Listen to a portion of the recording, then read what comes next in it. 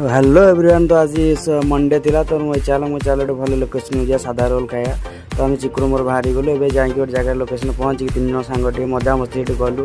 तो से संध्या आम रोल खाया बोल वेट कर मजा मस्ती कर बाहरी रोल खाया। तो पहुँची गलु फाइनल लोकेशन भितर। तो देखते भाई भेज रोल आउ भेज पकोड़ा छतु पकोड़ा पनीर स्टिक सब ये आवेलेबल। तो आमर रोल दुटा खाଇବା भाई कहती जोड़ा रोल बनई दिंतु। तो आम वेट कलु भाई रोल एवं बनाऊँ सादा रोल को कौन कौन मसला दौर देखते ये देखते छतु पकोड़ा छणा हो। तो छतु पकोड़ा भी आम खायार आम रोल खाइबा। तो भाई देखते साधा रोल कौन कौन पड़ुची आउ कौन कौन मसला सब दिया तो देखी दिखाँ।